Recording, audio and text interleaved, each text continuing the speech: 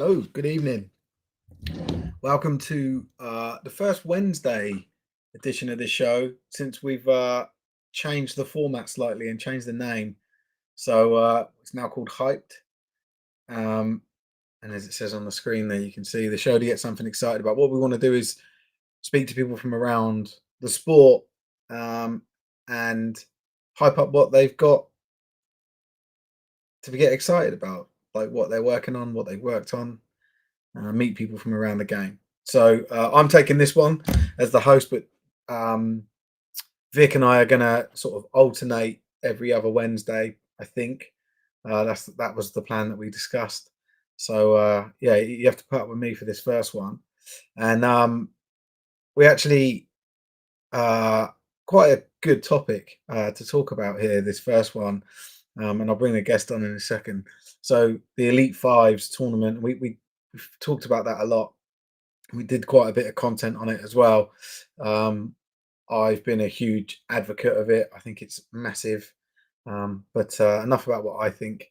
Well, we've got Jord back on, and he's gonna.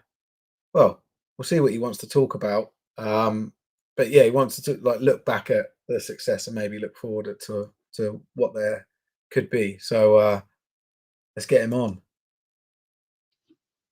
Jord, hello. All right, Uncle. How we doing? Uncle. Uncle Steve. Here he is. Called me that just before we came live, and it's yeah. I guess it's like the latest insult for old people, isn't it? You know. I get called Uncle. I'm 31. You don't even have to be that old to be called an uncle. Hanging around with people too young. Is that what you're doing? Men too young. Hold on, let me just turn my brightness of my. Yeah, it's all right. Got a really bright light on. There we go.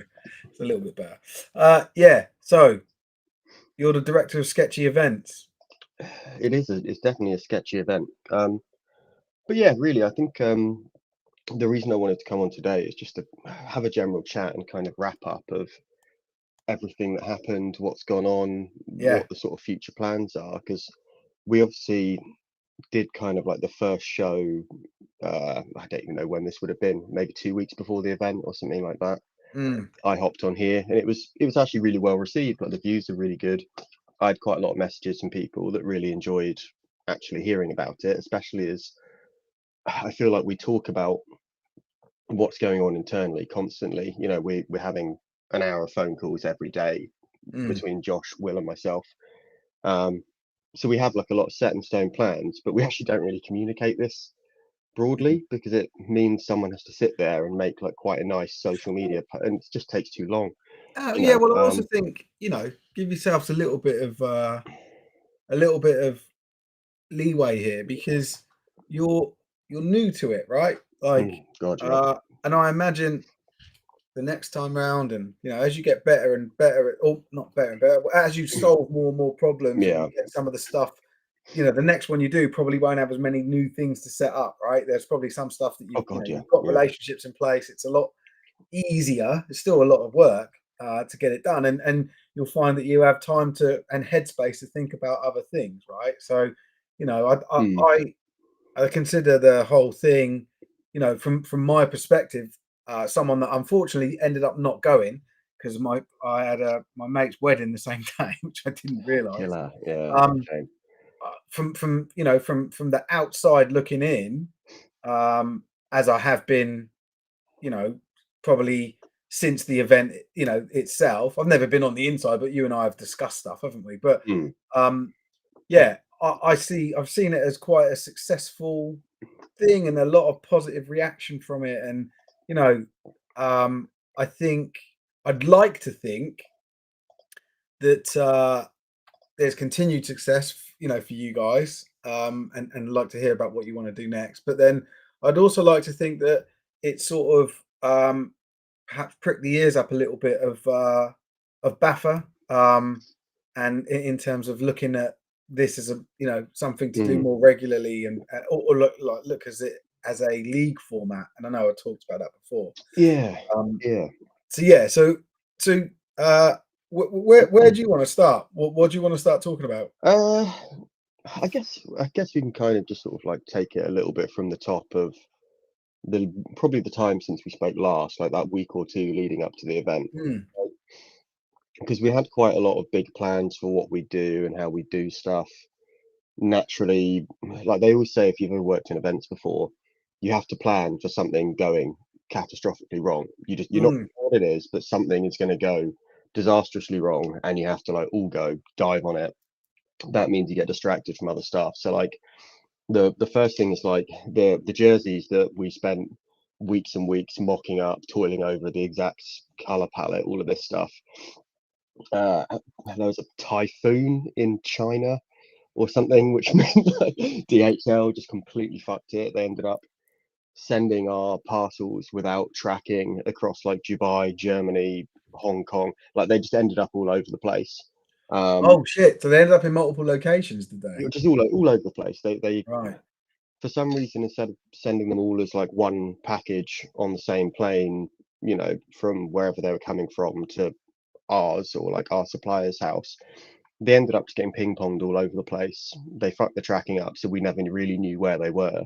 Yeah. And it got to, I think, Wednesday afternoon, but a few days before the event, and we still didn't have them. Yeah. And we'd paid for like premium 2-day delivery. They told us they were being shipped on the Monday. So there was like, unless something proper catastrophic happened, there was no way they weren't turning up. And lo and behold, something catastrophic happened. They Yeah. didn't turn up. So like we had to run around. There were like sort of 2 days basically worth of spare time that would have been spent on little bits like just organizing more volunteer rotas and checking up on stuff and funneling around media people, just like loads of like little bits that would have made the event a little bit smoother, Mm. that we had to spend scurrying around trying to like beg, borrow, steal jerseys from like anyone we could get them off. Like when we kind of set out to do the event, we had the idea that actually the jerseys were always like a nice to have, and Mm. if we really had to, we're painting numbers on t-shirts. Like we don't give a shit, like we're just trying to get the thing run. Yeah. So we got pretty lucky, to be honest, that we were able to get like proper jerseys off people.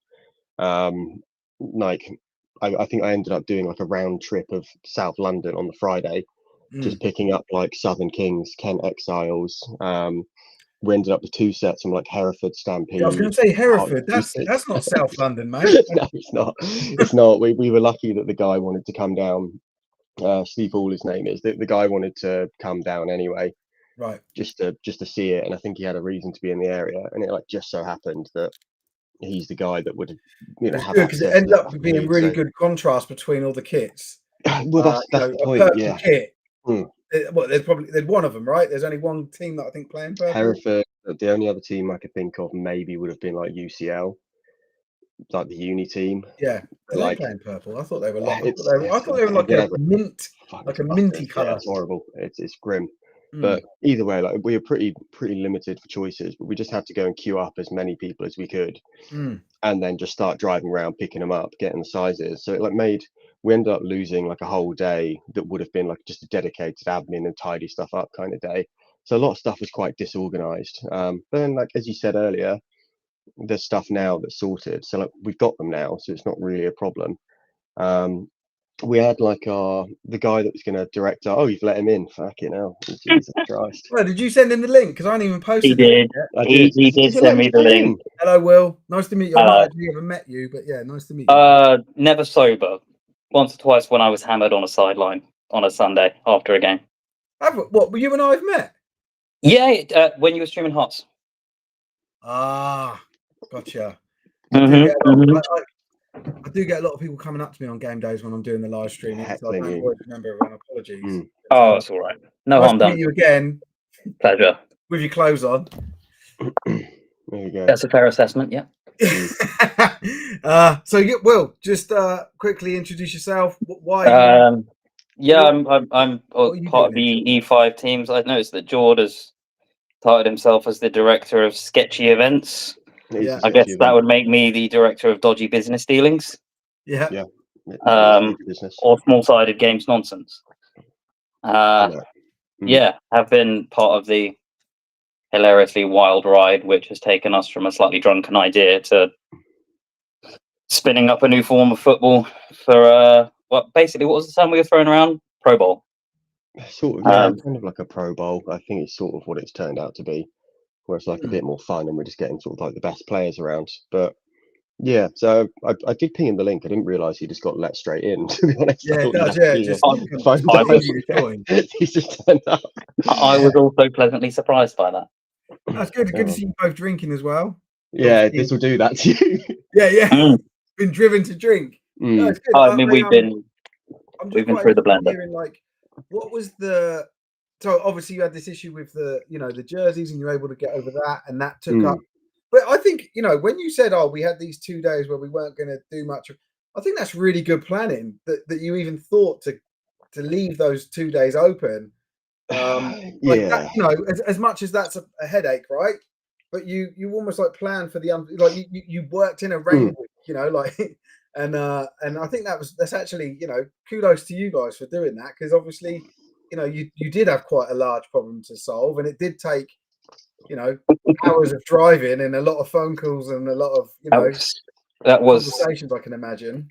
Yeah, not the only hurdle of the week of the tournament. Yeah, we had a media guy that was going to turn up and direct, like, because we got all these videographers down, all these photographers, and we basically had a guy that knows what he's doing, like directs for Netflix and stuff, and he was just saying, okay, well, look, I'm really keen to help out and do this, like, let me just take it. And we thought, fantastic, outsource, no problem. We leave a guy that knows more about this than us to do it. It will be a really good job. And then the bloke's fucking Porsche broke down on the M4 in the morning, and like he's still running through like the T's and C's to try and fix it now. So like we lost him. That was on the day. There's just nothing we could do about it. We just had to let them all go free. The venue that go for it. You can take it since you ended up. So we did pay to get the pitches marked. We found out on Wednesday that the pitches had been marked wrong. So we sent a small team up there, I think Thursday at like 7:30 a.m. Newfound respect for groundskeepers. Turns out quite a complicated job. Because I think we spent about 8.5 hours marking out those fields in the end. Wow. Yeah. Wild madness. When we say small team, we mean Will and his brother, who he convinced to book off work, had to just go down to the venue. And again, like that's a whole half day that we would have had to tidy up other stuff and do other bits. Like the big fucking charity check thing as well. Yes, I did see that. Yeah, which first of all, anyone from fucking Bristol, you've pinched my check, and that cost me 80 quid to make, and I want that back. I know for a fact. Someone took it. Literally, I even said you can have it for photos, but give it back because I need it afterwards. So you've got to reuse it. And the cheeky little fuckers took it off. Those hellhounds, trouble. That is, I know for a fact as well, right? That's going to be probably on some uni kid's wall like this. Yeah. It's going to be up there, or it's going to be tucked behind a sofa, getting bent up. They're going to use it as a tablecloth or something, and then they're going to end up chucking it away at the end of the year. When that's like 80 quid of mine just being launched down the drain. Because I bought like a couple of I bought one of those like little reusable check things, same kind of thing, like the big fake charity check. Yeah.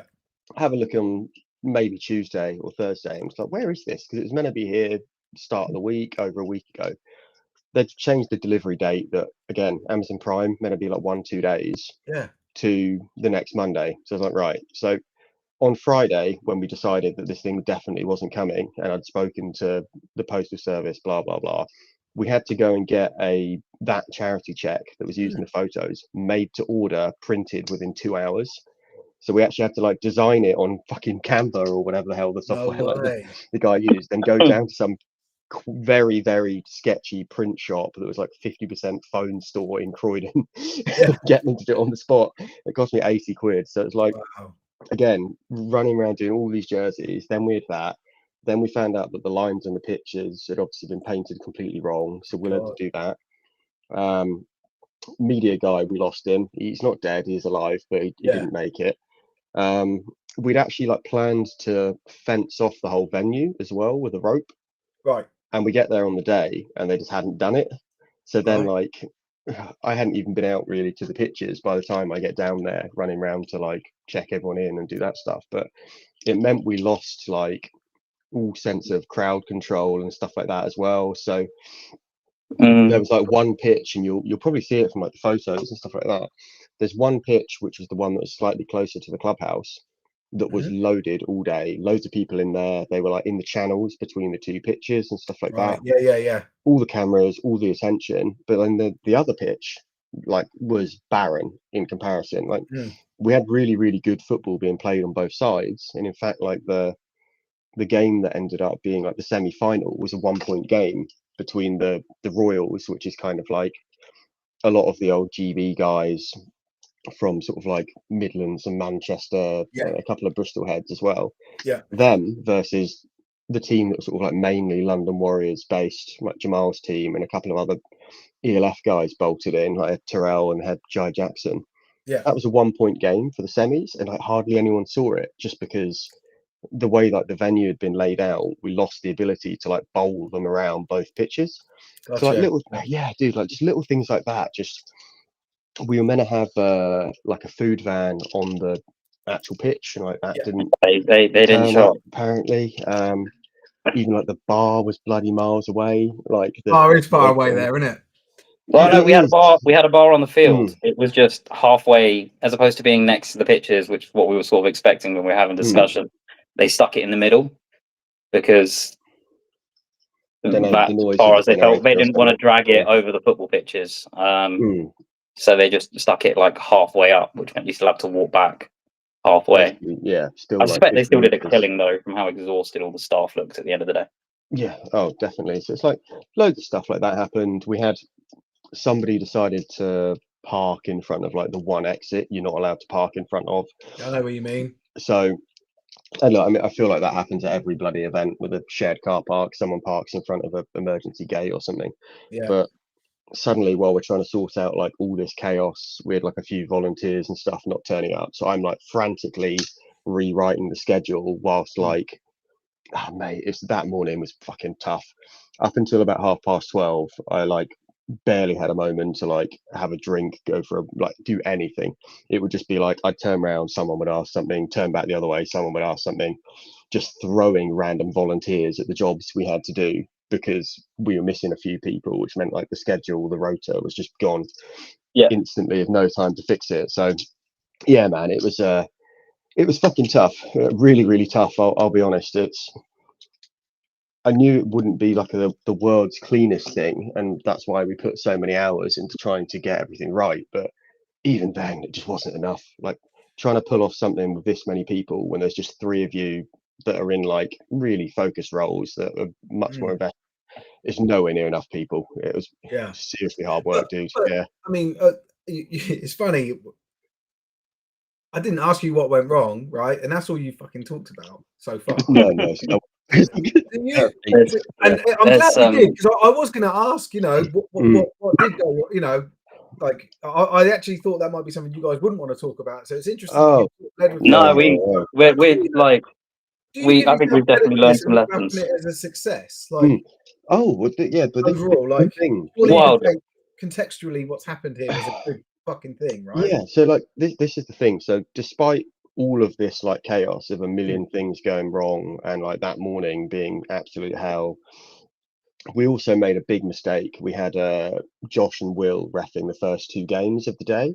Right. And that meant that I was on my island sorting out. So bear in mind, so we're like, at the point me and Josh realised this, because we prepped referees, so we're like, all right, we have to do these first 2 games, but although we've prepped the rule set, we haven't studied them to the point where you could ref a game. So we're both stood there with risk coaches on, right, with the penalties on them. Yeah. Just so that we could make sure we were enforcing consistently.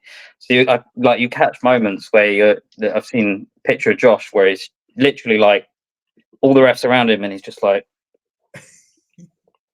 5 yards. Who's giving him first 20 down. quid? Yeah. But I saw one clip, and I'm fairly sure this. So by the way, I've already said this to George. Vanessa and Rose did a fantastic job on the media side on the stories today. I was following it along. Like I said, I was wedding, and I was like following along with it. and I just thought it was fantastic content. They just thought of so many different things to do. Vanessa was so good on camera and even off camera with her voice, like not voiceover, but talking through what's going on and getting players and like it. Like honestly, that from the world that I work in, that would cost you hundreds of pounds to get someone of that quality. If you wanted to bring someone in to do that, right? Like that, like you guys, she did such a good job, and I think that added a really nice dimension to it. To be able to sort of, like I say, just follow along on the day.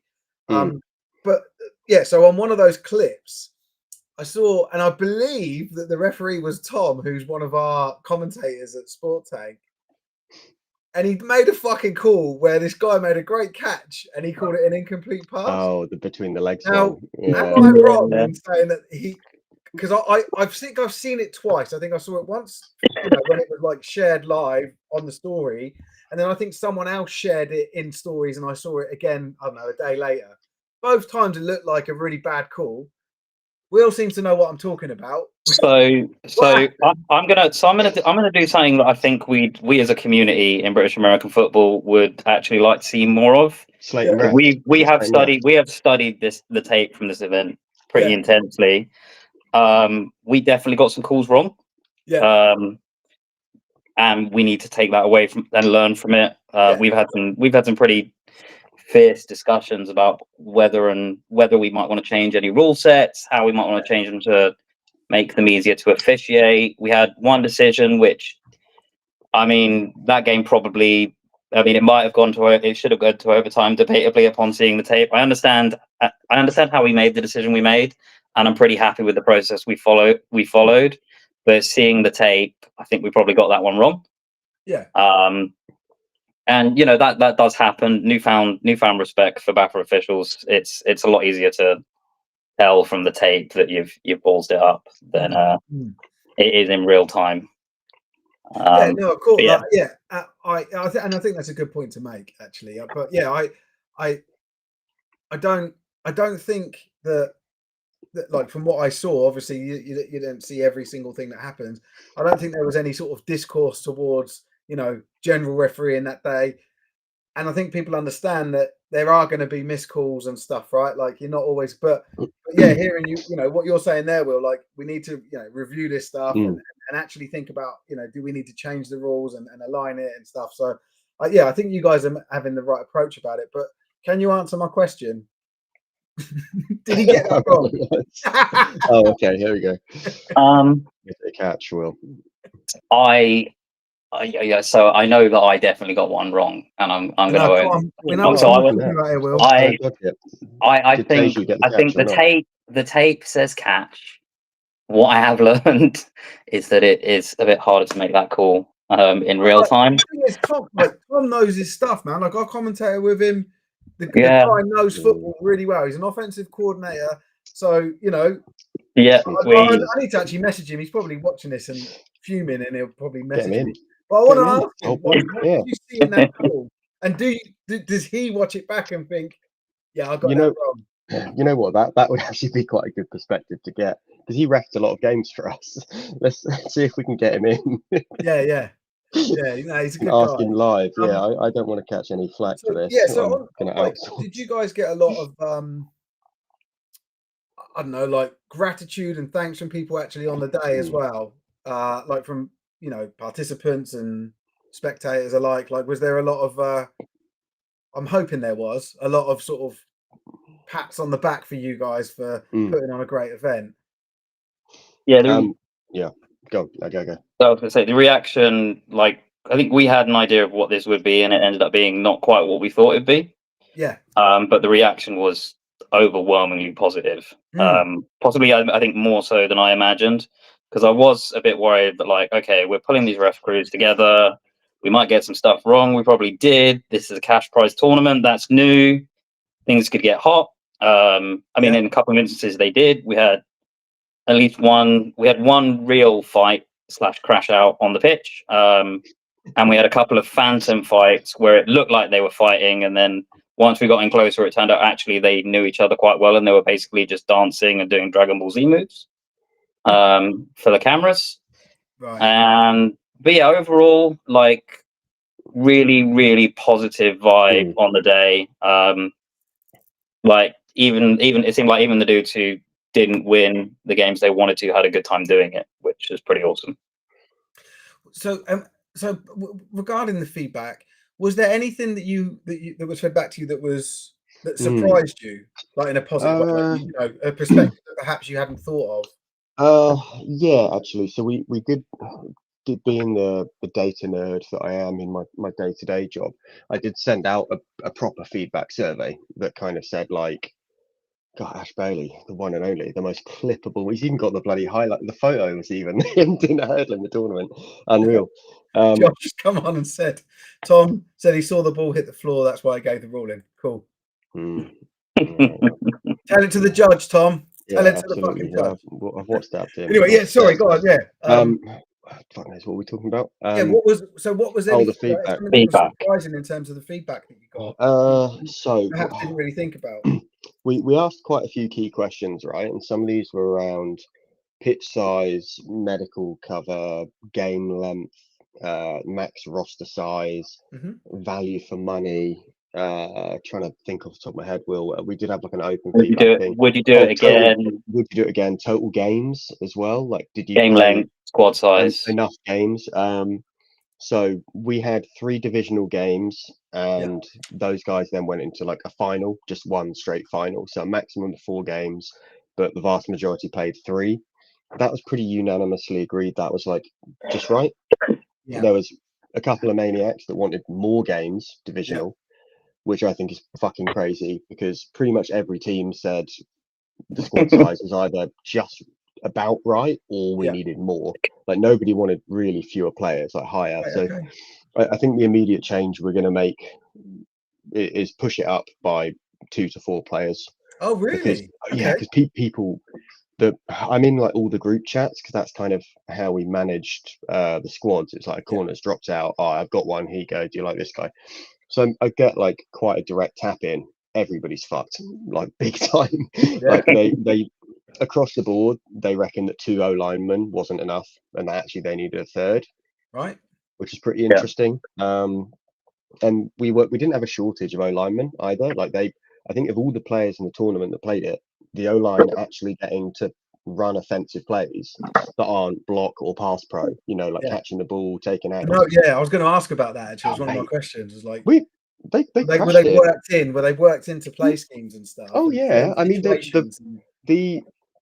semi-final between the Royals and the Reapers was won by David Pemberton receiving TD. Oh wow! Yeah, and it was a pretty spicy one. There was debated push-offs and all this stuff. It got pretty heated. That was clean. It was clean. That one was definitely clean. I'm sure there were calls we got wrong, but that wasn't one of them. But he was blocking for a bit. The play's been extended. He's just released, and then bang, like quick out, turned it up in the end zone, and that was the game won. It was a 1-point win. So like, I think Pems had Was it a walk-off TD? Yeah. Would have been far. There might have been a little bit of time left. There was like 6 seconds left on the clock when that ball was snapped. So pretty much walk-off TD. Like Dave Pemberton, just fucking what an absolute star. Yeah, so like we've had a lot of O linemen have now put tight end in their bio. They're running with it. I've got a ball. I'm a tight end. But they did well, man. I mean, like, I know like Tom Agado had a pretty nice one where like I think he was in pass pro for a bit. Pressure came, the play went on. Dees just dinked it over the D line's head. Tom's like pulled it in and then run through a couple of people.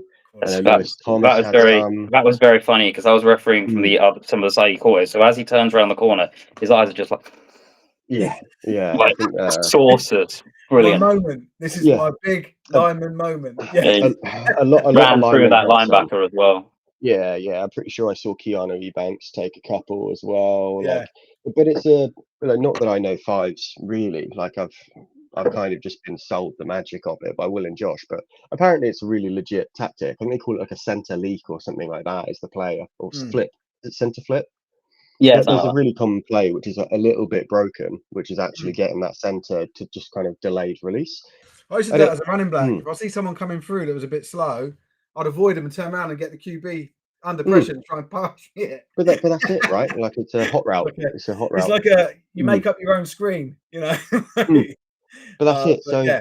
yeah, man. Like the O-line, apart from the fact they were all broken, because no team really had more than two. It might have been like two and then a tight end type, but it looks like you probably need three proper O-line, because when you're doing 1v1 reps all day, it's pretty damn tough. How do you think a team of only O-line or D-line would fare?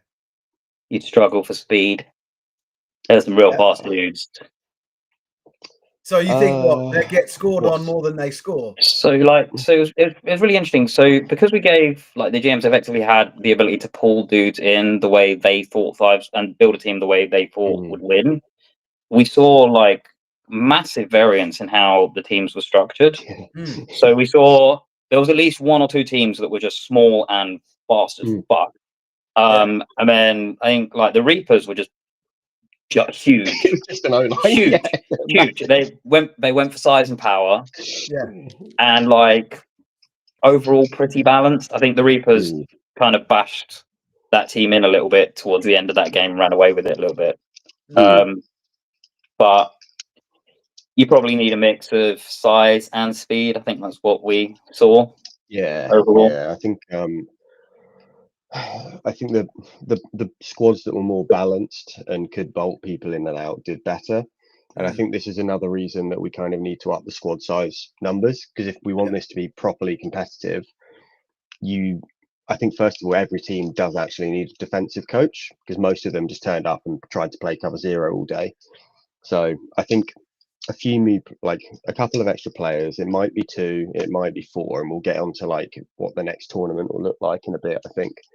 But getting a defensive coach in there, I think, should actually be mandatory for every team, like if you actually want to win, because there were some tactics we saw that people just didn't know how to deal with, and I think if you had that extra set of eyes, so I think play actions caused a lot of problem because people weren't really sure about rushing or not, and admittedly on the officiating side, I don't think we explained that well enough, so we could have done a bit better with it. So essentially, because you're only allowed one rusher past the line of scrimmage on a pass play, but if it's a run, it's just weapons free, off you go.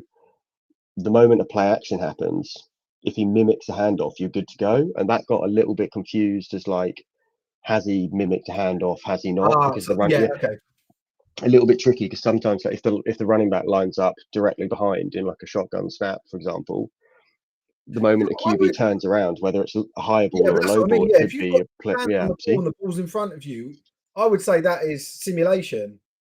So we saw at least one team gaming that with like, so the Hellhounds were doing like a weird RPO thing where they'd have the running back just stand on the quarterback's hip and the ball up, and he just watch the block develop. Like a draw. Yeah, like run it like a draw, and then like you can't go because the ball's up here. Yeah. And then he just pop it down really quickly, or just zip the thing. Which it definitely confused the first two teams that saw it really badly. Yeah, so there's a couple of things like that, and the answer would realistically just be run like cover zero, because then you're matched up for the running back, and the D line is still heads up on the O line, it'd be fine. But if you've played a zone and as that play extends, you're dropping and dropping and dropping, and then he hands it off to a running back that actually has speed, and there's a lot of speed in this tournament. Well, he's gone. There's so much space. Like he may as well be running around cones. You know, like. So it's little things like that. But if you just had a defensive coach, I think we would have seen fewer scores, definitely. And I think overall we did quite well for having like pretty high scoring games. I think 3 TDs were scored in the lowest game, and the highest game that was a bit of a blowout would have been like 8 or 9 maybe. I think most score lines were something around like 14 to 28. Like that kind of variance. It was never more than like a 2-score game most of the time, and we had a lot of really close ones as well. Like the Vipers team, that if you looked at them like pound for pound athlete wise and compared them to the Phantoms and perhaps the Hellhounds, where it's like Warriors starters, GB starters, shitloads of NCAA guys, a lot of those guys had either East Kent Mavericks players that are in yeah, they're good D1 side, and maybe they should be in the Prem. It's a different debate. And then like the Hearts guys that had a bit of a rougher year and they're going down. That was the large body of their squad, but actually they were leading against the Phantoms at the So half. they were 20. I think they were 24-6 up against the Phantoms at half time, and then their Mike went down. Yeah, and with then an the injury. Phantoms, you know, D Williams doing D Williams, just started digging them out of a hole, and it ended up. I think they ran away with it a little bit in the end, but still, Wow. like they were up. And then I think on the Hellhounds one, I think it was Yeah, like one ref's decision debated whether or not that would have been a win for the Vipers. Like it was a really, really correct. close game. Wow. So like we haven't, like in what planet would you ever see like a team that's basically like UE/Bristol nearly lose to a team that's like Hearts and East Kent Maverick? Like you just wouldn't see it. So it made for a really, really good fan experience. Like we had quite a lot of feedback from just random people that aren't really anything to do with football. It's like one of the players' sisters came down just to like have a look because it's like, oh, this big event's coming down, help out, buy a ticket, it'll be good. And but I think because it's such a simplified format where it's basically like you can see what's going on very clearly. There should be fewer flags, there's fewer penalties. It's he runs it and you can see it happening, and then everyone just has to open field tackle. Yeah. Or he throws it and then someone catches it or not. And then there's a big hit, a big tackle, whatever.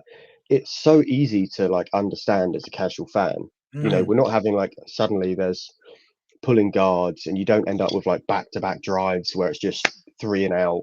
You know, he's been hit for 0-yard gain in the A gap, like, which is just terrible. Like it went really well. People that had no idea about football or very limited enjoyed it a lot. You know, it's basically it's kind of like watching like rugby sevens or something. Like people just they get it. He catches the ball, he runs quick, they tackle. It's so simplistic, and you're just getting to see athletes have fun. And I think like the relaxed celebrations and all this kind of stuff as well went down amazingly. Yeah. Like yeah, dude. Like, You had advisors, no knee pads. yeah. Well, we saw more fellas than I'd ever seen in my life. Who was it? I saw a video of somebody who he stopped in the end zone, looked at the ref, and did 2 pumps, and then like just paused. Crack me up. Could have been any, like, but we had just 2 pumps. pumps. We had people humping the floor. We had all kinds of. We had like all the dance moves, everything. It was pretty cool. The team that really bought into it was like the Bristol guys. Yeah. Like in the Hellhounds team. Yeah. That they adopted, which is like our little flaming Doberman Pokemon looking thing. They actually like en masse crawled up to the end zone pylon and cocked their leg up it as a celebration, like a dog pissing up a fire hydrant.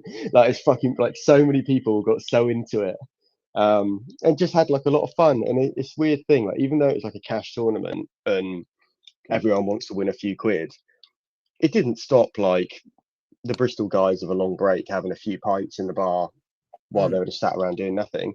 It didn't stop Stuart Robinson in a game. Like it was like defense on the field, and he's like grabbing like chucking back a pint really quick before he runs on. So it did turn into definitely like it's weird. Like it was serious because of the quality of athlete we had, and like every player was good.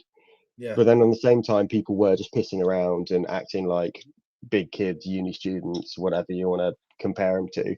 And they were Pro Bowl, end of season, like, you know, rugby tour type kind of thing where they're all like, out on the piss playing a game in some weird Spanish island where half of them are pissed during the game, you know, that kind of thing happened. So it was fucking brilliant. Like everybody had a really, really good time with it. The spectator side of it went way better than we thought, even though we couldn't, like, in my opinion, quite give them the experience we wanted and get them all like directed around the right places and stuff, and could have done a bit better with food, all that kind of stuff. We ended up with loads of them. Like when we were kind of like setting this up and looking at all the financials and stuff, we had this idea that if we got 100 people through the door, we've done quite well. Yes. But we actually got 235 through, like paid tickets. Yeah, like we absolutely smashed the fuck out of it by loads. Awesome. So like I don't know what other events you can necessarily compare that to within BAFA, But I watched the stream of the women's final, and it wasn't. Were there 235 people at that It final, was like probably live in around that. commentary? There wasn't many. Like, it didn't look a lot. Like the men's, even the men's final that I was in, I thought this looked light. Like It was normally we light kind of. compared to the previous year, but Mm, I feel like that is not to do with anything other than the fact they changed the format this year, and mm, the value for money of purchasing a ticket was a lot less because you didn't. So, like last year when I went, I saw 3 finals on the same day, yeah. and I just got there early and watched them all, and it was cool. And Mm, this was just one. Like just one if you game. paid for a ticket, it was one thing to watch. So you think, well, and then I made that decision. I was like, I like going to the events, right? But I was like, oh, for one game, I'll be traveling for longer than I'll be sat in that stand. I'll just sit at home and watch it, you know. Mm, So that's why I did it, you know. So that was what you know. This sort of brings me on to the next question I was going to ask about, or the next topic, media yeah. stuff. So I know you said that this guy Porsche broke down. We spoke briefly, or I've cast up Vanessa and Rose because I thought they were awesome. They were But awesome. what about everything else? Like, did everything else like go to plan? And well, first of all, start off. What was the plan? What was the approach for media stuff? Did you get what you were expecting? Well, to be honest, I mean, we kind of wanted to have photographers evenly allocated across the pitches just to make sure everything was covered, and then the same with videographers. But to be honest, because we outsourced the whole plan, we didn't get to see it. We were just sort of like trusted to do. So we definitely need to have like a backup and contingency in place for that. But like it's like weird because like we thought we'd do really well in the media, but then crap on the tickets. But then the media would help sell the tickets in the future. Yeah. And actually, it kind of went. I wouldn't say we did bad on the media because the stuff that I think we've got lucky. It is probably the right answer for that. Bingo. Like, because what we've had, and if you look at our Instagram, we've posted maybe 3 or 4 times since the event. Yeah, there's been 20 to 30 collaborative posts from players mashing up all the game film, the photos, the clips that people took individually. Like, some of the content is unbelievable. The photography, we've got like a Google Drive that we just sent to all the players, and we're like, right, this is a folder with like at Katie Stepak, blah blah blah, with her like Instagram and stuff like that, so you can tag. And we've just said, go crazy, go credit. Here's access to everything. Oh wow! There's probably about 7,000 photos in there from the day. Wow. But genuinely, I think that number's probably about right. So we filmed every single game. I think we could do a little bit better with the tower, and that's mainly just because the players were kind of in the way of it, and it like because they're just so bloody big, like, and the pitch is so tight, you lose a little bit of vision, but there's still some good tape and some good highlights in there. I think like next time we do it, we'll probably need to make sure we have end zone cameras, and that'll be a big thing because it's like unobstructed view. But to be honest, like, people have gone so mad with the media.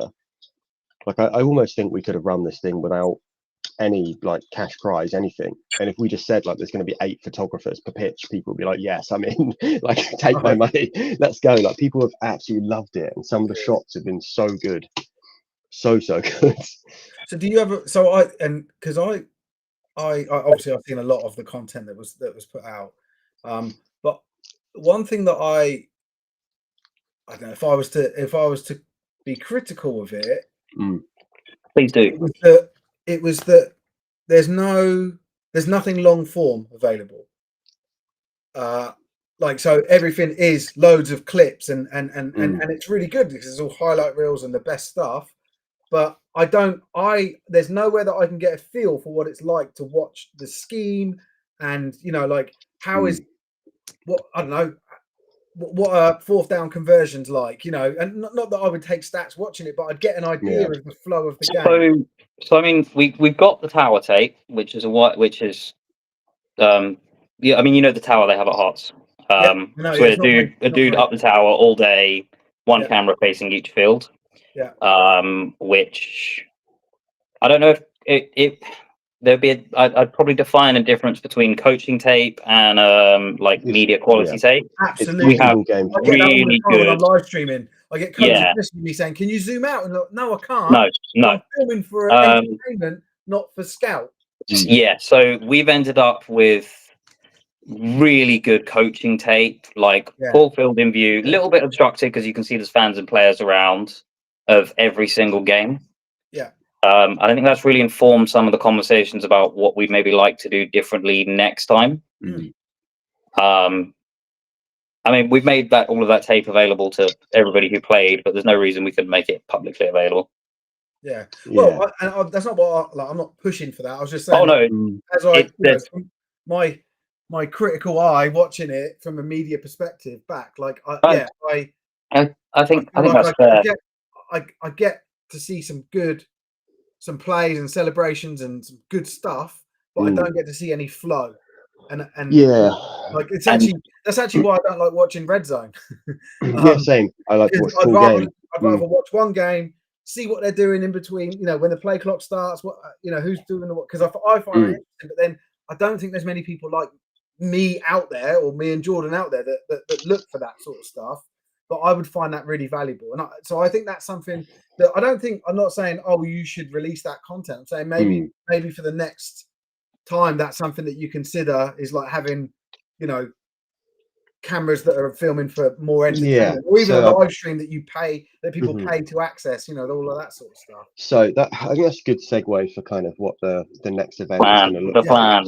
Yeah, let's hear it. So basically, I know we've covered a lot of like negatives because that's just how we've been. It's just like fix the problem, and we'll have something good. But we're going to try and run tournament 2 sometime in spring.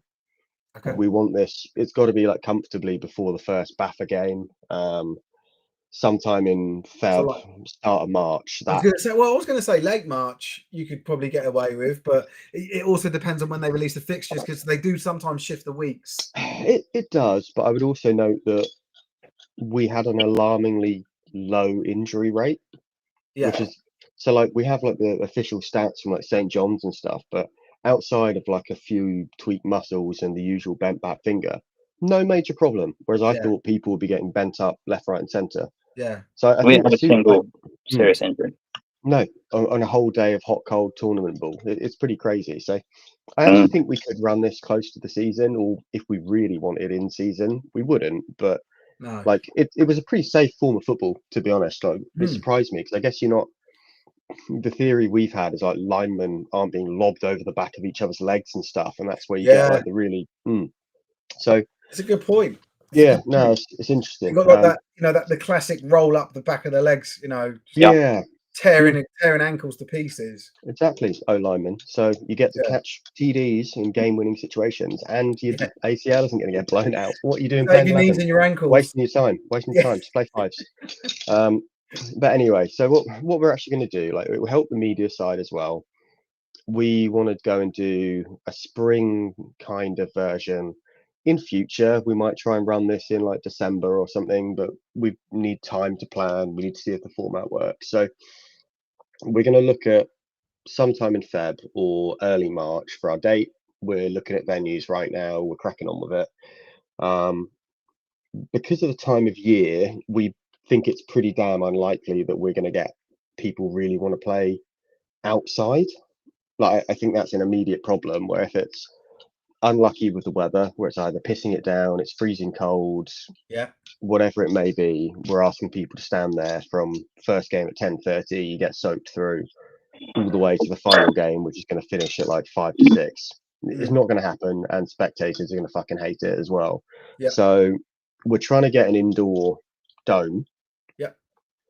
Indoor domes naturally don't have the room for 2 pitches side by side. There just isn't room, because we need a full size rugby pitch, American football pitch. Like, I think even an 11 soccer pitch is a little bit smaller, so it just doesn't work. So it doesn't exist. What we're going to have to do is end up reducing it down to 6 teams. Right. We'll just do it over 1 pitch. Right. So that way we can really get the media side right, because every single volunteer is focused on that. We need like half the refs, half of everything essentially, and that just gives us more time to try and get that media side right. Do those kind of, the game film is going to be the game film, but we want to almost make like I don't know if like Hard Knocks is quite right, but if we can try and make like a 20-minute video that's like well edited, well produced, good quality of like the day, the story of tournament.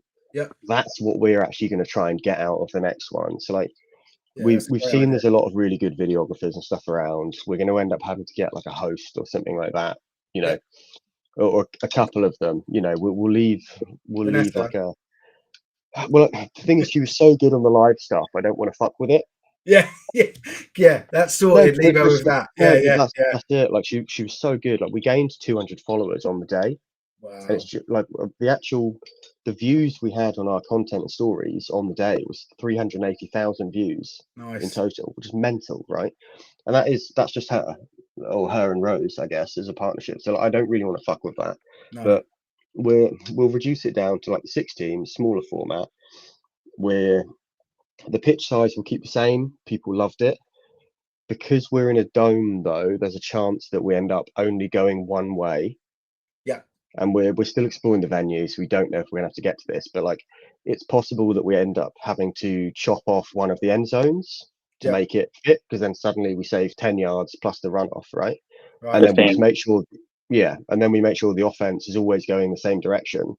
So on a turnover on the 5, well, but they only have to just run past the line. You don't need the end zone and the runoff.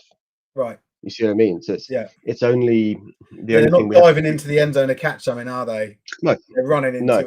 Yeah, they're not running a fade and then running into a brick wall at the end of it because they kept sprinting 5 yards. What you mean.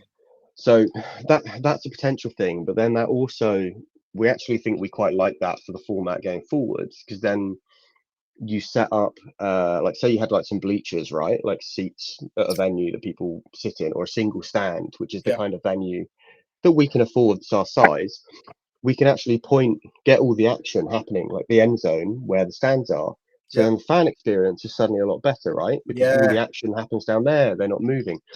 And then it makes the media easy, because we don't need, we have one end zone camera going that way, it's always behind the offense. Yeah. And then all the media people are working in a smaller channel. And I just think it makes it operationally it's a lot idea. easier. Yeah. And it's like such a quick win. And it saves us a bit of space. The bit about the dome, I'm fairly sure that there's a dome in Greenwich that's multiple pitches. Is there Greenwich? not? Yeah, the David Beckham Soccer School.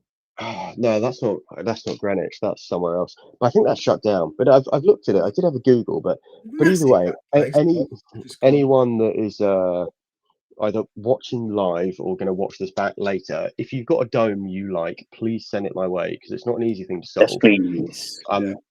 We've been suggested going to Ealing by a few people, and I'm going to also booking venues a massive fucking pain in the arse. I hate it. It's such a they never have a proper diagram. You have to view them at weird times. I'm having to take time off work on Monday to drive to Ealing to put a clicker around their indoor dome facility thing. Ealing's got just a dome. To know how big it is. Where's the dome in Ealing? Ealing Trailfinders Rugby Club. Trailfinders has got a dome. It's got like an indoor 3G, 4G thing. I used to play there. Didn't have that when I played there. Because that was in the 80s. No, we had the stand and everything. It wasn't in the. I was born in the 80s. But either way, so like it has one there, and we've got to figure out if it will fit or not. If it doesn't, there's one in Reading, there's one in Swindon, but obviously no one wants to go to fucking Swindon. Ski. No, it's like technically Winnish, but I think the Reading team, like football team, use it. I think it's why it exists. We know there's an absolute cracker up in Leicester, which is the Leicester Football Club's training facility, and that's that is rentable. That is awesome, and we know that that's massive as well, and we wouldn't have to do anything mental unless we wanted to, with like the format, the direction of play. So that's a good option. But there's basically we're going to go through an exercise where we just gather all the info, we see what's possible. If we go up to Leicester, we can run it like this. If we have to go to Ealing, run it like this. Reading like this. Get all the info, and then we'll speak to the kind of I guess like the key people in all those teams. So at the moment we've had like Mike has come through as like quite a formal organizer, and he's had his big buy-in. Jamal wants to keep staying involved, and he loved it, and he really wants to do it. D loves it. we won't get the Bristol guys for this one because they're all tied to UE and it's going to be in season, so that would just be a big no. And to be honest, even with the CEFL stuff, I don't think we'd get any Aztecs enter. Maybe, but I think it's a Are they pretty going low chance. CEFL again?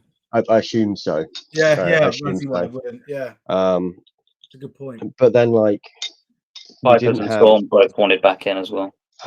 Yeah, like basically everyone loved it and wanted to enter again, albeit would see a few personnel changes and a few people wanted more time to build a squad out because we had to bolt a few of them together a little bit last minute. Yeah. But with 6 teams, I don't think we're going to struggle, but we'll just go and consult them. We'll figure out, like, is that too far of a distance? This is what the entry cost is going to be. That's what the prize point will be. Yeah. Because we've lost 2 teams as well. That's another reason that it's actually a really good idea, just financially, let alone the gameplay, just to increase that squad size. Because if we increase our squad size by like 2 players, and technically we're offsetting losing a team. Yeah. So it actually, like, apart from the fact that a few people said like 18 to 20 players is what we want. Yeah. Actually, for this indoor series, we kind of need to do that. Otherwise, we're just going to be sinking money into it just for the sake of it. Well, so that's the other point I was going to make, because I remember when we first spoke, like, you wanted to, you ideally wanted that £2,000 prize to grow. Well, surely the only way that can grow is if you're increasing the fee to play, or you've got money from elsewhere. So are you planning on increasing the participation fee, or whatever you call it? Yeah, so we spend quite a lot of time like trying to model this and get like the optimum solution. We charge 40 quid entry per player this time, and we're gonna bump that up to 50, like the extra tenner once you times it out by how many players. It's not a huge cost on the players, but it goes a long way in terms of generating it, and that's all going to go straight back into the prize pot. Like that's all it is. If we bump not that we're, I mean, we could go through the full financials, but I'm not going to exactly bang a share screen up. But we think we can basically get the prize pot to like definitely 3.5 grand, and we'd maybe lose like 100 or 200 quid. Yeah. With 6 teams at 50 quid. I think if we're trying to stretch it to more like 4 grand, so everyone times their money by 4, we'd need to sell like a shitload of, well, not shitload, but we need to sell a decent amount of merch, all this kind of stuff to like make up for the losses. Because like we sunk money into getting this first one done. Like, people have this idea that like because we're charging 128 players 40 quid to turn up, we're making absolute killing. But no, look, dude, I mean, look, if we didn't sell as many tickets as we did, we would have all lost. I mean, we were expecting to lose between like 1 and 2 grand between the 3 of us on the first tournament, excluding the cost of buying the jerseys. That's a completely separate amount of money.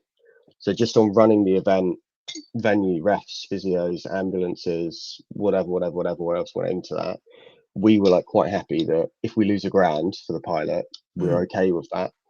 And then because of the extra ticket sales, we pretty much ran it at cost, like up and and we're very happy with that. So the jerseys were a separate investment by us. Technically, no, the player money that came in only contributed to running the event and the cash prize. If we didn't have the cash prize, then we'd probably be rolling in it. But that's also, it's a big incentive for people doing it, right? Like if we didn't have that cash prize in the first place, I just think people would have thought this was just some crap, and they wouldn't have been entertained. Yeah, that's definitely a thing that really perked people's ears up. And you made that. Yeah, I think I saw the claim made on a couple of posts, or maybe one post on social media, like it's the only cash tournament. Oh no, but it is, yeah. That's quite a cool claim to have. I really like that. That's and I mean, don't get me wrong, a few people definitely are making a few quid to play Britball, but but like on paper, this is like a way that you can make a few quid in theory. So we're gonna bump the rosters up. We're gonna, because the players wanted it, and then because we have to drop the teams, it means we can give them like an increased prize pot. So we're quite happy with that, actually. We think that's like an everyone wins solution. 3.5 to 4 grand looks like the kind of ballpark figure. We just got to see how it is. We need to kind of get the ballpark figure for the venue. Is that what you're talking about? No, it's prize pot. Oh, Oh, price. sorry. Yeah. So we would like to double it. Correct me if I'm wrong, George. But yeah, doubling the prize pot for T2 would be a good place to be if we can. Yeah, and actually, like if you look at the kind of player experience, we've actually increased the entry by 10, maybe a little more, 12.50 or something like that. But the prize pot's double. Yeah. So like it's all going straight back to them. Like they're doing all right. Like we're still not trying to make any money off this. We're still happy to run it at cost every time for now. Yeah. So I'm not an deal. anti-capitalist. Like I don't see why anyone would begrudge you making money out of it. So like it's an odd thing that I don't think you should have that mindset. You should try and earn something out of it.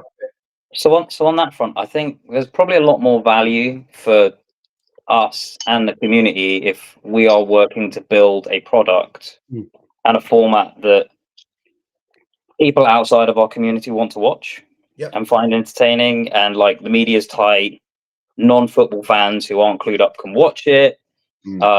Building a product that is sponsorable and investable in over the next couple of years. Yeah. And if that means we have to run at cost for, a couple of tournaments, that's a really worthwhile investment. Yeah, it makes sense. And then, the only real cost is our time. Yeah. But hopefully we're building something awesome. Worked it out, you'd cry as how much you paid yourself, or it actually cost you per hour. If you're dude, it's ridiculous. It's really. You're right. You've got the right mindset there, Will. Is like building something out. Then do you know what? That's actually been my approach with our live streaming thing, right? Like it's cost me a hell of a lot of money to get to where we are, but now we're close to being in a position where we can actually go and speak to sponsors, and we did have a sponsor towards the end of the senior season, but yeah, like it's you've got to build the audience, and I actually don't think that there's many people. Well, I think the older generation that are involved in Britball, that are in more senior roles, that are in more managerial roles, that run clubs, they do not understand the like modern monetization of content, in that it doesn't like in their mind they're like, oh well, we don't even have game clocks or scoreboards, or we don't have play clocks, and people got different color lids, and actually none of that fucking matters if you can get I don't know 10,000 people watching some footage, because that it's eyes on stuff that matters, right? And like the old mindset was, oh well, we need to get all of these things right, game day experience, we need fans there, and then we can get it on telly. Telly's really important, and there's still people that if you speak to them, older people in the game, they're like, yeah, well, it needs to be on. We need to get Channel 4 at 10 o'clock, Channel 5 or whatever. You think, no, you don't, right? Like you can. I mean, the sport. Personally, my dream, if this went as well as it possibly could do, and I know George already talked about being like, all right, let's see if we can make some 20-30 minute long format stuff, is get to the point where we can run like a multi-tournament league and then documentary that Netflix style would be awesome. Yeah. So is that an aspiration? Because I didn't think you guys aspired to have any sort of multi-tournament league. I thought it was just with cash prizes and one or two a year. I don't know. I know that was like, this is Jordan and I talking probably. It's. I mean, we are flying by the seat of our pants a little bit and figuring it out. To be honest, just rip it. Just rip it. Just have a crack, see what happens. If people like it, we'll do it again. That's it. Yeah, pretty much. So there's a lot of different directions it could go, and we'll kind of see when we get there. Yeah. Because it might be that we try the winter ball thing and we conclude that no, that's definitely not doable. We have to stick to the summer Pro Bowl style thing. But basically, yeah. So I do think people, pretty much the feedback I've had so far on the winter tournament idea is, what's the money looking like? And that's end of conversation. Like you could tell them they were doing this in the Orkney Islands and they'd be like, yeah, but am I going to make $1,000? And they'd go, right? So that I think that what we have does work, as long as we just keep feeding the cow and just putting tenors in front of them, basically. Yeah. But I think because if we can get like this indoor format to work, so I guess we're like repiloting a different type of fives in a way when we do this. If we can get that to work, then in theory there's a way that we could run like a Northern Midlands / Borders, you know, event, a London heavy event, and then do like a final, and then suddenly that's cool. so like, and that, because like financially that works for us, because technically we can get more teams entering in, and then it makes it, you know, a lighter load on every player. We can make a few quid, which incentivizes us to keep running it again. Then we can go and buy the good cameras rather than having to rely on volunteers, or, you know, we can pay Henri and M2, who have probably produced like the craziest clips so far. Like, they've been unbelievable. Wild. But we can pay them to like actually do a job rather than just relying on their good nature of turning up and doing it because they want to get a few followers, you know, and just the love of being creative, right? So I think there's definitely a thing in trying to do that. And I think like even if we look at our following and stuff, you can see that we are so London centric at the moment. Yeah. That we've barely touched the community. Like we have like 1450 followers or something like that at the moment. It's nothing. Like you've got nearly 9,000 or something like that. We did have higher. 10,000. Yeah, I know. After a few, I've checked the number, but but you know what I mean. Like it was like 10,000 and something. BAFA themselves have like near a 20, maybe. I don't know. Have they? I think so. I mean, even like the London Warriors account has like 5.5, right? And that's just a 111 side. That's not a whole league or a whole tournament. And we also don't do anything on media. We're pretty like deliberately closed off with that kind of stuff. So we need to try and get more. Yeah, we need to try and get. I'll move on. We need to try and get. I'm not taking anything to do with this firing moves, but we need to try and get like more reach into the country. So like I'm seeing if we can get a couple of guys that are going to be like the next GMs that build a squad out. So like I've sent a few feelers around. We actually had a guy from Scotland come down and play in the tournament, where he's like a flag guy. He's not played contact for years. James Lightbody, his name is, and he was just like, you know what, this actually looks fun enough that I'll bother to put pads on again. Yeah. And he flew down. He fucking crushed it. He had a really good day. And people, who the fuck's this bloke? Yeah. He has no idea who he is. He had a really good day. But I would absolutely love it. And I've like asked him if he can try and pull a squad together out of like the best of Scotland, or like Scotland and Borders. Like if he just started bolting in like the best 20 he can find, or best 18 to 20, or even if it's less, because we can patch it with the free agents in the same way that we did last time. I think you could do even better. You'll probably get 2 squads from those areas, man. Yeah, let's see. But yeah, if we can get like 1 out of 6 from Scotland, and we sort them out a cheap group hotel deal or something like that, you know, we'll go find like a sponsor hotel that can give everyone 20% off because we're running something. Get like a load of those guys down. We didn't have loads of guys from Manchester. We didn't have loads of guys from Tamworth.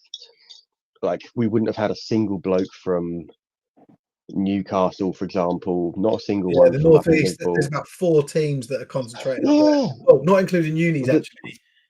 But exactly the point, right? Good players up there, man. Yeah, there's a lot of good players around in random places that we didn't have. We were very, very London centric. Yeah. Apart from the Royals team, which is now called the Unks, which is just like a GB old boys squad, really. Yeah. And then the Bristol side, which, like, thank God Frankie like bothered to pull that together, really, because otherwise I don't think we would have got them.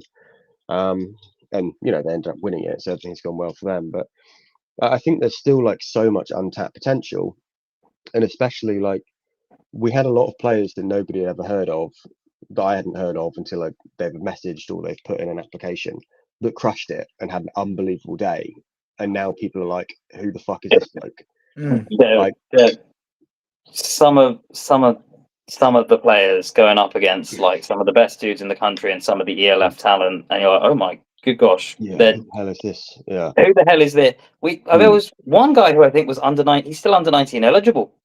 If that is the route you decided to go, just smoking defensive linemen all day, including like some of the best in the ELF, and just destroying them for sport. Wow. Yeah, that we He's not going to posted. stay in the country very long. No, I hope not. Now that exists.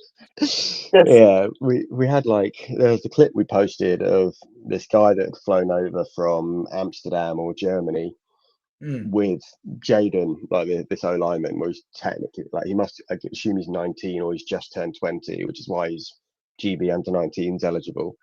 And he's done like you know like those like little push pull blocks where you jack them up and then you throw them under your feet and you just collapse on them.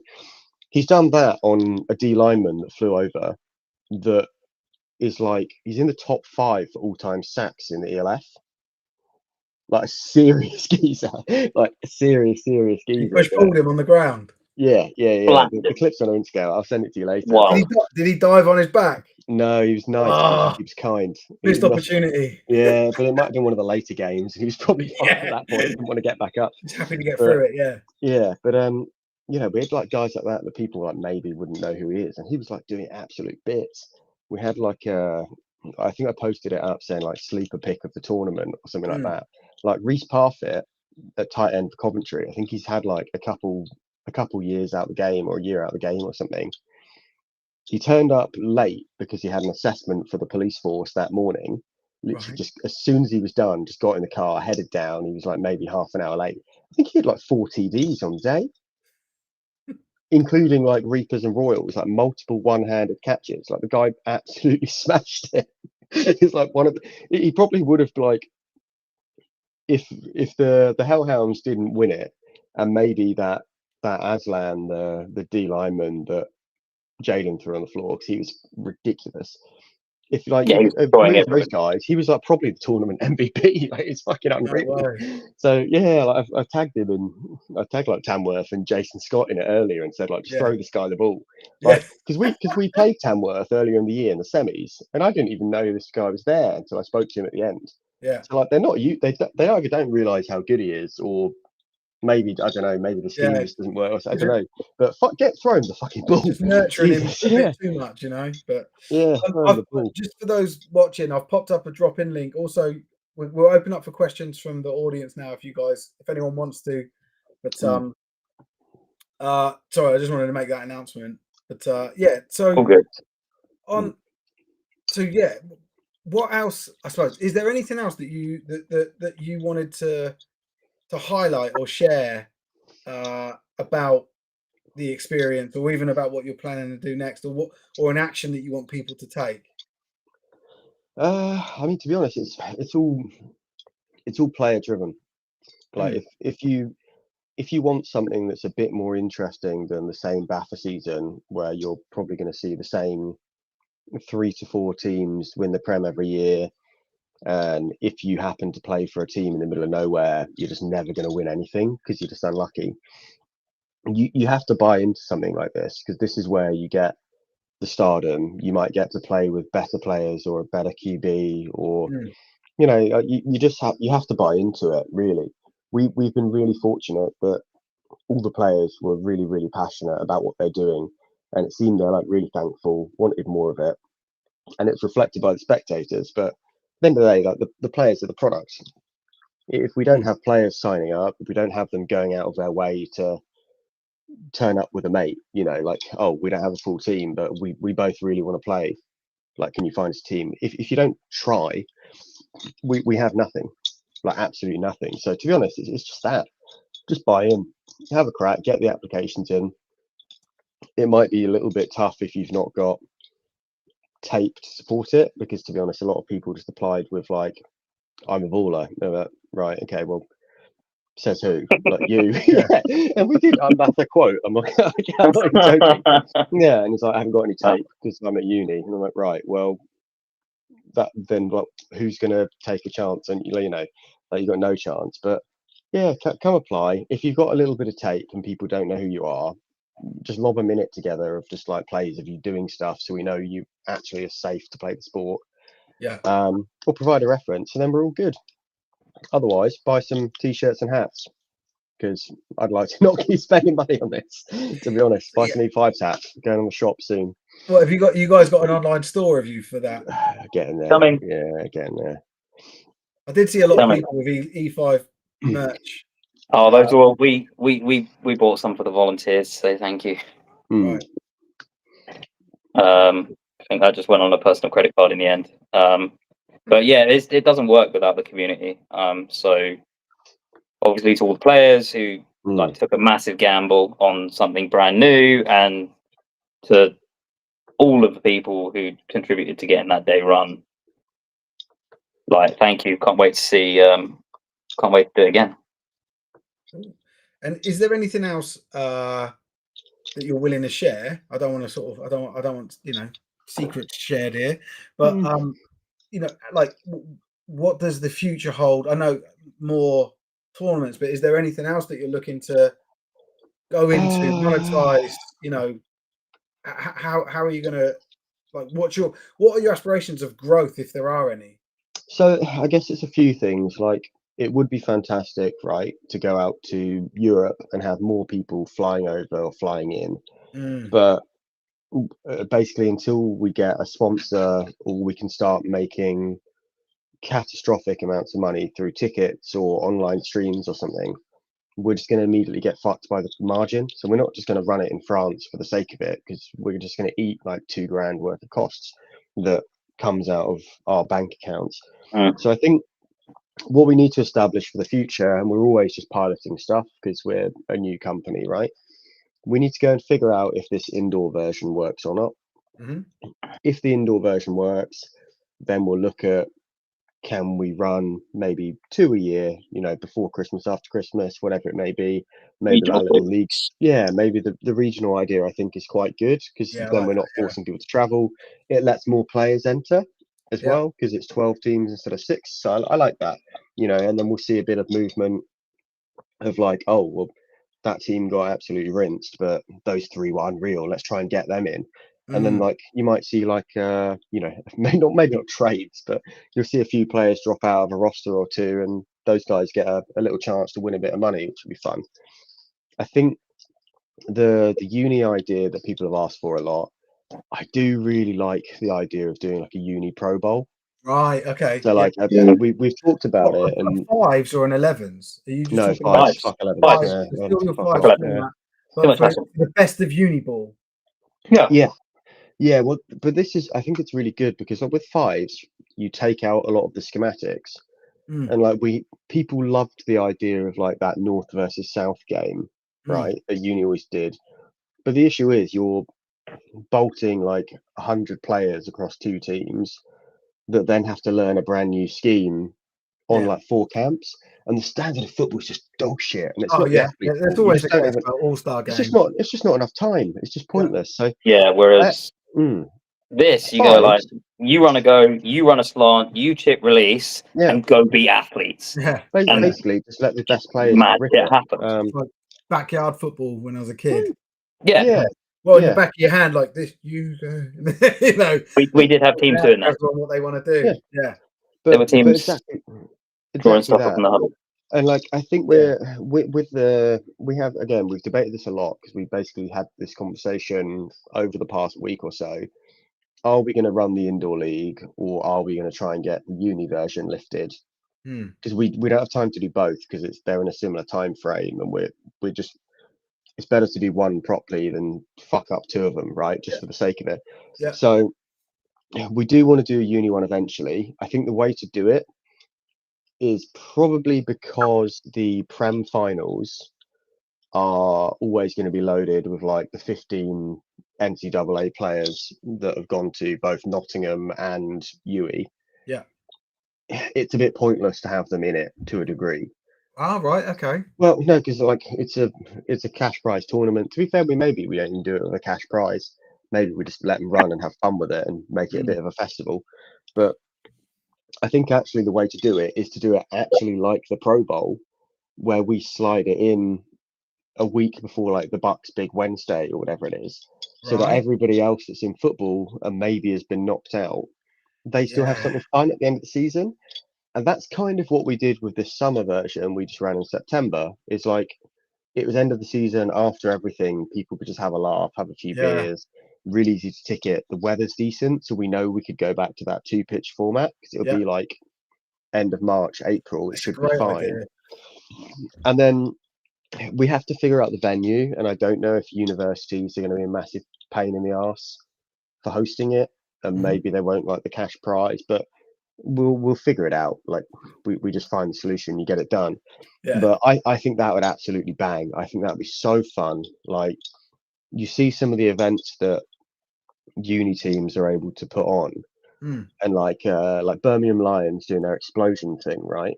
Yeah. I don't really follow uni ball anymore because I just kind of had enough of it. I'm not involved in it, but that used to pull like 8,000 people.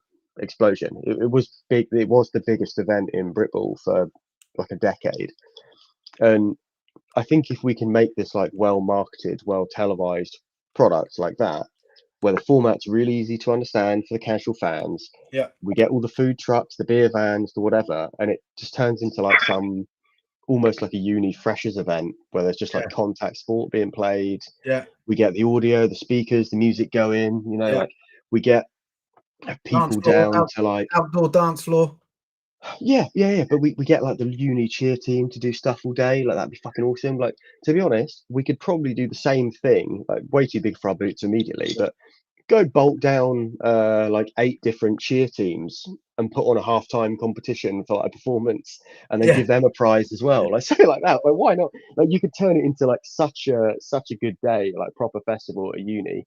And I think they'd buy into it amazingly because they're just all there. It's exam time, summer's coming, like plastic pints of beer and cider, watching people just get crunched on a football field. I think that'd be class. I think it'd be so good, but it's tough because we're asking people for money, and I need data and information to know what that price point has to be that uni students can afford, because I'd be completely guessing.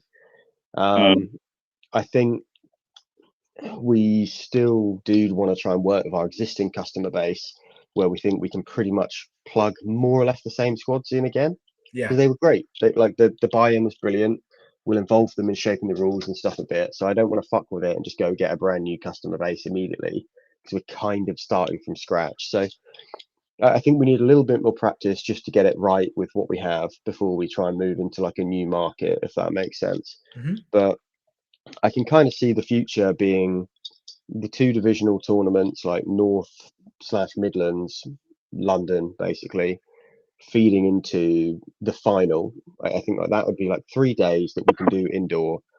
The end of season Pro Bowl thing that we did, the summer edition, that won't go away. Like, that was a hit. People loved it. We love that. Great fun. We'll definitely run that every year. The only thing we have to worry about is competing with GB fixtures, but to be honest, like, there's not I think people are more focused on flag than contact these days, so I don't think we're going to miss any of the athletes, or many. So I don't think we're really actually like competing for players in that sense. I think we're fine. And then outside of that, the uni one, 5 events a year, I think it's quite a lot to run, right? And if we can just do that, get the media right, make it sponsorable, and then after that, we're pretty much looking to the expansion point from there would be moved to other countries, which to be honest, I think it might arguably be easier to fly people here with a big prize pot rather than move out there. Yes, there's 2 questions around doing that. You could take the single day event, which would be cool, like take the 32 best British players and bang them in against 2 teams from Germany, 2 teams from France. Or potentially do again like the regional series, but just expand it. So you do like British tournament, we'll take the 2 best teams out. Spanish tournament, German tournament, French tournament, and have them all meet up in Greece. But I don't think we're there yet, unfortunately. Although I do think that'd be cool to do like an international series. Very cool. That'd be very cool. Now, fly them into some island, make them play a game every 3 days. What you've done so far, and just hearing what you want to do, is really exciting stuff. And like I said, probably the most exciting thing that's happened in Britball in years. I hope people will continue to adopt what it is that you're doing. I think you guys have definitely got. You've run it in a way that's credible, and you're building credibility and trust. That's probably one of the hardest things in any sort of event thing, right, is that people trust what you're going to do. You know, you're not another fire festival or whatever, right? Well, this is, the funny trying thing very is hard not to be. we reference that all the time. Yeah, well, at least you And we're make like, money out of the disaster. But yeah, I know, but we yeah, say that all the it's- time, man. you Yeah. know, there's been a lot of fucking false prophets in Britball. You know, charlatans, people that take the money and run. And Well, scam. we're definitely not making any profits over here. Yeah. Yeah. No. The old, Yeah. did you guys see a couple of years ago the Willy Wonka thing that someone put on, the event thing that someone put on? Oh, It looked like Oompa Loompa was on crack and stuff. yeah. You know, Oh Yeah. yeah. Smash and grab typically what economics. people have, you know, that's probably the level of expectation that people have within Britball stuff, right? It's like, oh, it's not going to be what they make it out to be. And I think what you've managed to do is handle it, organize it really well, maintain a standard so that, you know, you actually delivered a really good product for those that are paying to come and watch it, but also those that are involved. You've got so many, and then you've also got this headspace and people backing you and stuff. So, yeah, like it's so good. I'm excited about it because I hope it spins off. Like I hope BAFA jump on it and create a league structure for it, like a participation league.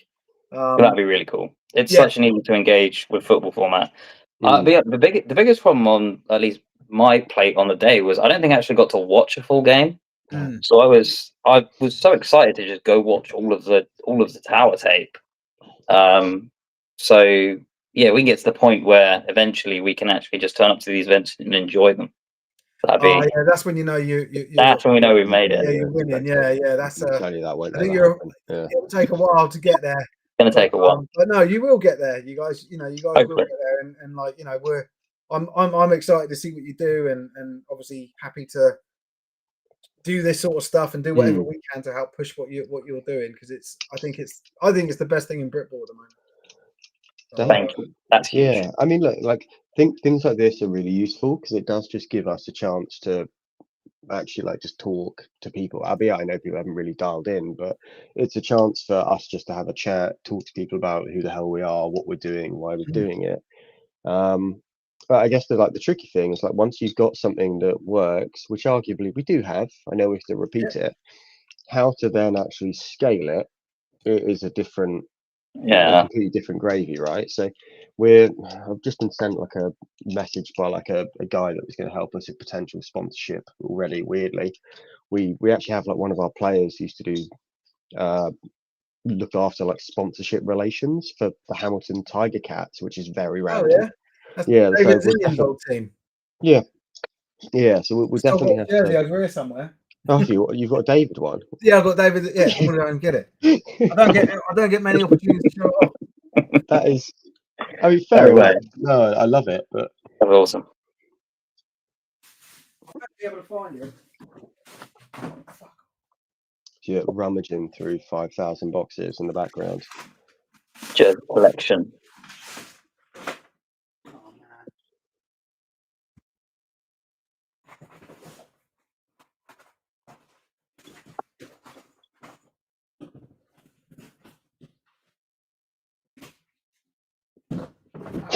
Just still rummaging. Can't find it. Damn.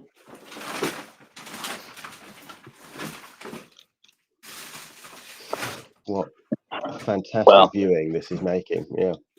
I mean, we're the audience wants. I am absolutely desperate for the bathroom after like 3 beers, by the way, so I'm going to run for like this is why I had a whiskey. Yeah. We've had 3 beers over the course of this call. Oh, he's gone. What? He's gone. No, I think Jordan's he's run off. He's scampered away. I can't find the jersey, man. Damn. Oh, yeah, I mean, we just found your next post, right? I found my Aztecs lid. That's cool. Yeah, I'm gonna have to find it. And is he dropped off? Is he? No, he's not dropped off properly. I think he'll be back. He's hit the seal, so to speak. He's sat here and drunk 3 bottles of beer. Where the fuck? I can't. The jersey's been there ages. Anyway, I'm gonna have to find it and post it now. That's calm. So people believe me. I did have it behind me for a while. I'd never even heard of them. So yeah. What's his name? I'm pretty sure Jeff the Yank guy that used to do the Sky Sports stuff. James Oh, right? yeah, I think so. Reinhardt, maybe. Yeah, he was their special teams coordinator. The guy with the big belly. Yeah, the Hawaiian guy. Mm. I can't find it, George. Sorry. It's fine. No, it's all right. I kept the headphones on. I heard, but anticlimactical. But I'm going to post it. I'll find it. Complete bullshit. Yeah. Fair enough. Normally, I see it all the time and think, "Oh, I've got to do something with that." Mm. But anyway, yeah. But no, so guys, I think we'll wrap it up there. Unless you've got anything else that you wanted to finish off with or share. I don't want to sort of. No, not really. Sign up, buy some hats, buy some t-shirts. If you want to be a GM and organize a team, I would love that because it makes my life a lot easier. And that's a real talk. You know good players that I don't know, so that's helpful. Mm-hmm. But otherwise, nah, not really. All good, mate. All good. Russ really enjoyed the day. Oh, unreal. Big fan of Russ. He's a top man, isn't he, Russ? Love it. He sent us some cracking clips from the day as well. Of I don't know who it was that was humping the floor, but that little Davis. You guys should put together a highlight reel, celebrations highlight reel. There's some serious discussion because there is one more fun. There's one more fun talking talk. We've been talking a week about should we do like for the next big post, should we do like our favorite clips? Yeah. Or should we do like the funniest stuff that happened over the various WhatsApp groups and conversations, of which there are some utterly brilliant comedic moments with like because you've got all these football guys, some of whom have never met, just coming together and figuring stuff out. Just comedy gold across the board. But yeah, and our favorite clips would be great. Mate, I don't think you can go wrong. I don't think any of those things that you just said. Showing even funny messages from group chats and stuff like that. I don't think any of that is bad content. That's all good content, and maybe you do all of it and just decide which one you do first. But it's. I think people are just happy to be along for the ride for it. Yeah, awesome. You guys are doing. You're doing God's work. It's awesome. Yeah, and long may it continue. Yeah, but nice one. Thank you for having us as usual, sir. Thank you for letting me jump in as well. You're more than welcome anytime, mate. You just end up. No, not even that. You drop the post saying, "Do you want to drop in?" Yeah, I thought you'd do the QR code. I thought he had to let you in. I didn't realise you just get. Yeah, I just dial in. I didn't realise the door was. Yeah, he goes into like a green room, just a holding area, and then I let him in. See, now we know. Inner workings. There we go. Yeah. But anyway, thank you guys. Really appreciate it. No worries. Looking forward. Thank you for having us.